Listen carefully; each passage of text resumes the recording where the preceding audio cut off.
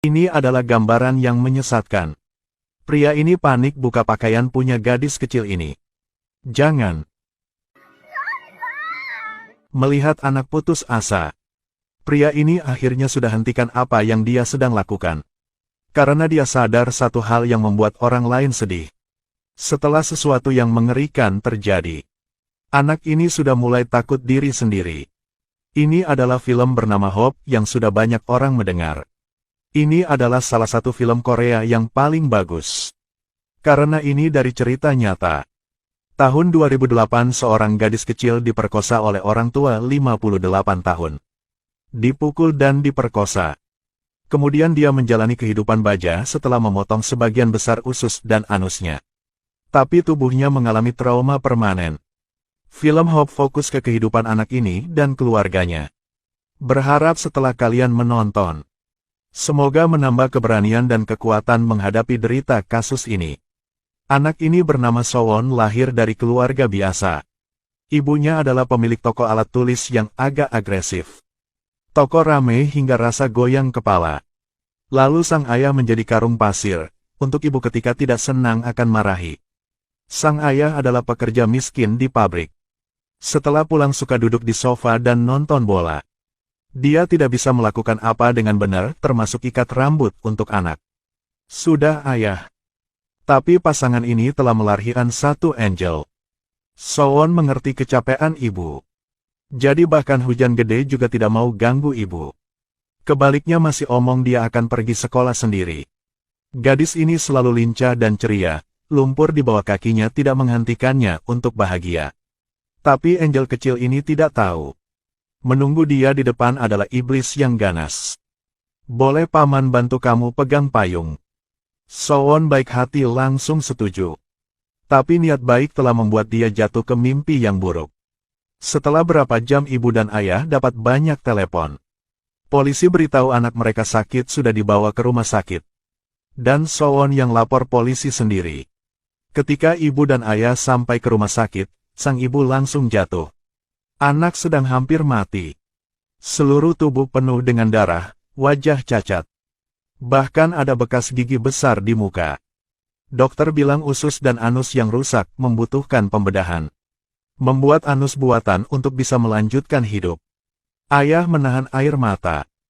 Tolong selamatkan anak saya. Setelah dioperasi, kondisi Sowon sedikit baik. Ibu di luar melihat sebentar lalu lari keluar. Dia tidak berani melihat anak. Sang ayah ambil nafas panjang menahan air mata. Dia duduk di samping anak. Sowon merasakan disentuh oleh ayah. Dia buka mata yang masih bisa lihat lalu tanya. Ayah tidak pergi kerja? Ayah mencoba tahan air mata setelah mendengar itu. Bahkan ketika anak dia telah menghadapi soal itu. Pertama masih tanya apakah dia mengganggu ayah. Setelah terjadi aku takut ayah sibuk. Tapi orang jahat harus ditangkap dengan cepat. Aku merasa aku sudah dewasa. Jadi langsung menelepon polisi. Sowon tanya ayah apakah orang jahat itu akan ditangkap. Dia takut orang itu akan menyakiti teman lain. Ayah berjanji akan bantu anak cari penjahat itu. Dengan cepat polisi sudah kunci target dengan sidik jari. Tapi mereka tidak bisa tangkap karena hanya dengan sidik jari. Polisi bilang jika korban setuju untuk mengidentifikasi pelaku, mereka bisa langsung tangkap. Ibu tidak bisa terima kenyataan yang buruk ini. Tapi sang ayah berkata, dia berjanji sama anak akan tangkap penjahat.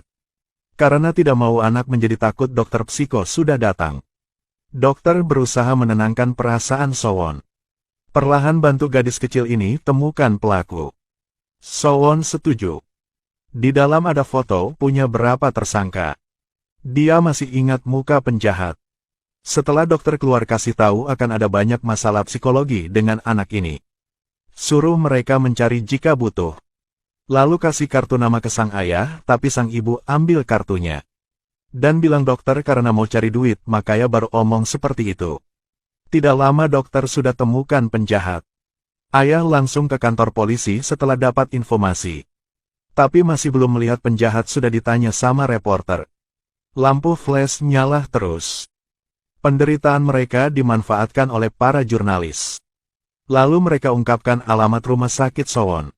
Menunggu ayah datang, reporter di luar sudah mulai acara langsung. Dia langsung lari ke tempat anak. Pakai selimut untuk anak. Bersiap untuk pindah anak ke kamar sendiri.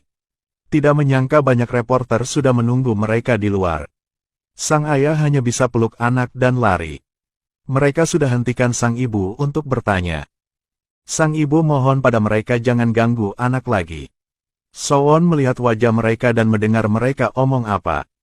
Angel yang dulu sekarang hanya bisa diam. Menunggu ayah gendong anak ke kamar baru. Sowon tiba-tiba tanya ayah. Apakah aku berbuat salah? Tentu saja tidak. Sekarang sang ayah baru melihat plastik kotoran punya anak sudah pecah. Dia langsung lap untuk anak. Ingin ganti pakaian untuk anak. Tapi anak tiba-tiba teriak sama dia. Dia menangis mohon pada ayah. Ayah langsung diam, dia tidak mau percaya anak dia. Yang paling buruk masih terjadi. Kekuatan mental Sowon ada masalah serius. Dia tidak mau dekat pria. Termasuk ayah kandung. Ketika ayah bicara dengan Sowon, dia hanya tutupi wajah dengan selimut. Ayah duduk di jauh dan berbicara dengan Sowon. Dia kasih tahu ibu sedang hamil jadi tidak bisa sering datang. Kemunculkan kehidupan baru tidak membuat Sowon senang. Ayah tanya anak. Sowon merasa malu. Dia langsung setuju. Di depan ayah kamu malu? Ayah akhirnya tidak bisa menahan air mata. Dia khawatir Sowon akan merasa bosan. Tidak pernah menunggu lama di samping anak. Di dalam keputusan asal ayah mencari dokter kemarin. Dokter datang dengan 4 orang sama pakaian boneka. Ini adalah karakter anime yang Sowon suka. Sowon melihat mereka akhirnya senyum juga. Dia bermain dengan boneka. Ayah temukan boneka ini adalah istrinya. Teman istri dan polisi pertama yang temukan Sowon. Walaupun capek dan berkeringat.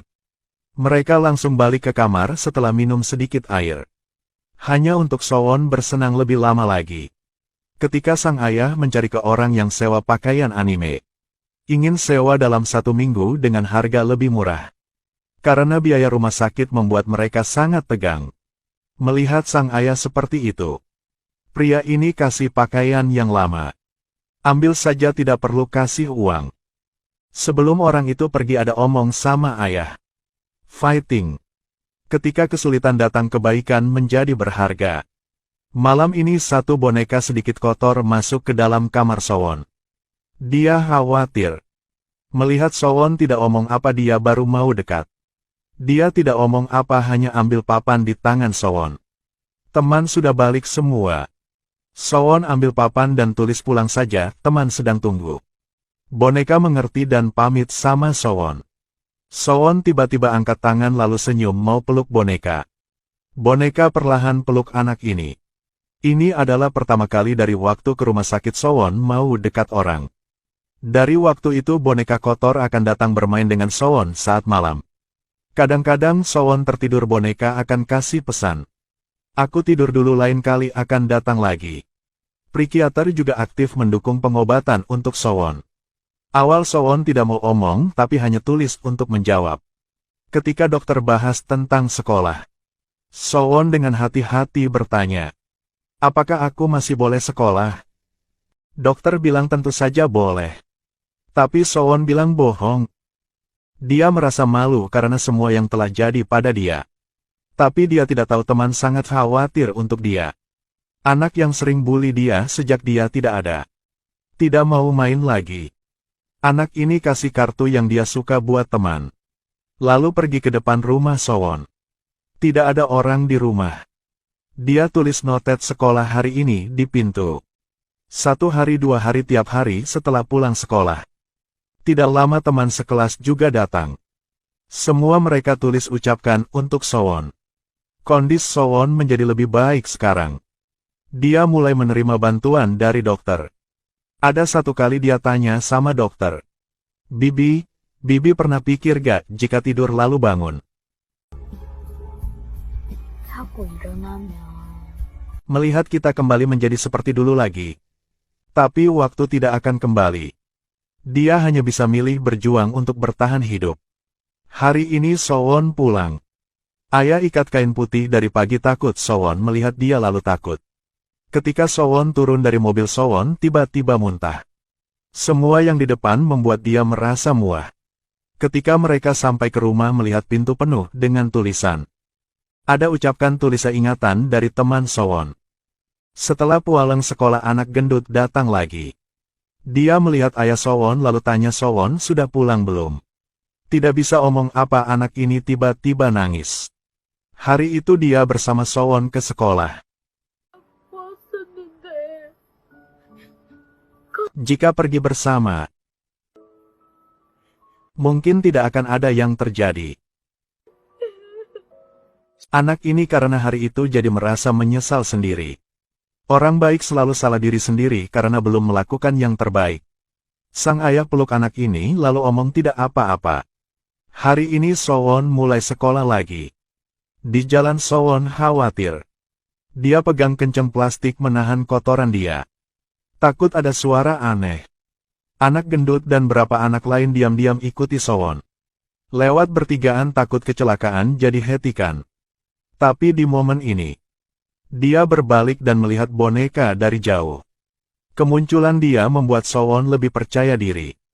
Dia maju ke depan dan senyuman di bibi. Di kantor guru, ayah Sowon mohon pada guru untuk menjaga Sowon. Jangan biarkan guru laki-laki mendekati. Dan jangan biarkan anak lain membuli dia. Guru semua setuju, sang ayah terima kasih padanya. Ayah langsung minta maaf dan keluar dari sana. Setelah pulang ke rumah, dia siapkan untuk Sowon satu tas, di dalam penuh dengan permen. Lalu taruh di tempat tidur Sowon. Suara permen bisa sembunyikan suara dari plastik kotoran. Ayah harus kerja tiap hari. Walaupun sibuk dia lari keluar jam istirahat siang. Ketika Sowon di dalam kelas melihat boneka di luar, dia akan membuat Sowon senyum dengan tarian lucu. Saat pulang sekolah akan diam-diam menjaga Sowon. Sampai hari ini Sowon suruh boneka datang. Dia datang dan tanya, "Ini ayah kan?" Ayah di dalam boneka penuh dengan keringat. Dia langsung jawab. Sowon pintar sudah mengerti semua itu karena ayah sayang sama anak. Dia pegang tangan ayah pulang ke rumah. Ibu melihat ayah dalam boneka jadi tidak mengerti apa. Sekarang Sowon buka topeng. Senyum dan lap keringat di wajah. Cinta ayah akhirnya membuat Sowon buka ikatan di hati. Tapi itu belum bisa sembuhkan luka dari dia. Sowon menulis di buku harian. Takut paman jahat akan datang lagi. Berharap hakim akan penjarain selamanya. Tapi saat orang itu muncul di pengadilan, iblis yang jahat ini dengan mulut manis seperti dia tidak bersalah. Dengan alasan dia mabuk untuk melanggar hukum. Tidak ingat apapun. Pria ini ada kasus sebelumnya. Ditangkap di penjara sebelum lama ini. Sebelum menyakiti Sowon dia baru keluar. Dia tahu cara untuk tidak dihukum lama. Korban yang ingin adil hanya bisa buka luka berkali-kali. Ayah dapat informasi dari pengadilan. Mereka minta Sowon menjadi saksi di sana. Ayah tidak mengerti semua sudah jelas kenapa bisa seperti itu. Dia temukan penjahat dan bertanya kenapa tidak mau ngakui. Penjahat dengan wajah yang jelek. Karena saya juga tidak ingat. Saya juga sangat khawatir. Saya mabuk dan tidak ingat apa. Yang saya tidak ingat memaksa saya ingat saya akan sakit kepala. Ayah tidak bisa bayangkan yang di depan dia ini. Dia marah dan mengetuk penjahat. Dia juga tidak takut sama sang ayah. Kau berpikir gue akan di sini berapa lama? Ayah marah lemparkan kuris ke arahnya. Tapi mata yang penuh kebencian sang ayah terlalu lemah di depan penjahat. Satu malam sebelum ke pengadilan lagi. Jika hukum tidak bisa melakukan apa, dia akan balas dendam sendiri. Hari kedua Sowon datang untuk menjadi saksi. Dia kumpulkan keberanian untuk tunjukin penjahat di depan. Tapi pengacara punya penjahat bertanya. Apakah penjahat ada bau alkohol pada hari itu? Sowon jawab ada. Jadi pengacara kasih surat membuktikan keracunan alkohol. Dan penjahat sekali lagi bilang dia tidak ingat apa. Akhirnya hakim memutuskan untuk penjahat bersalah. Tapi tidak terima proklamasinya yang gila. Adi iblis yang hancurkan Sowon harus dipenjara 12 tahun. Hakim bahkan menolak permintaan ganti rugi dari penjahat. Membuat semua orang sangat marah. Ada orang marah bangun dan berkata, bagaimana bisa seperti itu cuma gara-gara mabuk? Mabuk lalu pengemudi itu bersalah tapi biarkan orang mabuk telah hancurkan hidup anak kecil. Ibu Sowon masuk menangis karena keputusan hakim. Tapi hakim hanya omong. Sudah kasih hukuman 12 tahun. 12 tahun anak kami baru berapa tahun Anda tahu?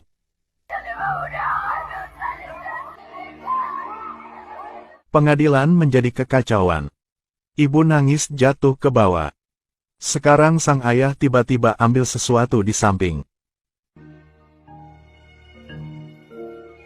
Ayah.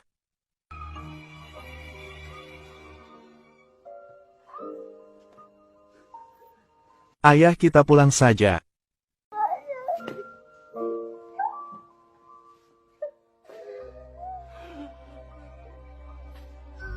Sowon pegang kaki dan omong tidak perlu, anak tidak mau. Ternyata dia telah mendengar apa yang dikata ayah sebelumnya. Ayah sakit jatuhkan papan nama. Berlutut dan omong sama Sowon.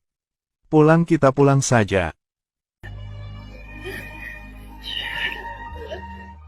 Dia menangis dan peluk Sowon keluar. Berapa bulan kemudian, adik Sowon lahir dan dikasih nama Sowon. Berharap kehidupan baru ini akan beri semua orang harapan baru. Senyuman telah muncul di wajah Sowon lagi. Tidak ada yang tahu orang senyum adalah orang paling sakit. Karena mereka tidak mau orang lain tahu kesakitan yang mereka harus terima. Ending punya hope adalah Sowon omong sendiri. Hari ini dia pulang lebih awal. Karena dia tidak mau dilihat sama anak-anak lain. Kadang dia berharap lebih baik jika tubuh dia lebih sehat. Ayah masih suka santai di sofa nonton TV. Sepertinya semua sudah kembali seperti dulu. Sowon ke samping adik dan ibu. Kamu bisa lahir itu sangat baik. Cahaya dari matahari lewat pesawat kecil di tangan. Sepertinya membawa harapan baru. Nenek Sowon dulu suka omong ya ampun. Itu adalah arti dari tentang hidup. Bahkan hasilnya sudah diatur butuh berjuang juga. Korea lulus hukum pengebirian pada tahun 2010. Melakukan kebiri kimia terhadap penjahat yang menganiaya anak. Di tempat yang kita tidak bisa melihat. Penderitaan akan melahirkan bunga keadilan. Berdoa untuk semua anak di dunia ini.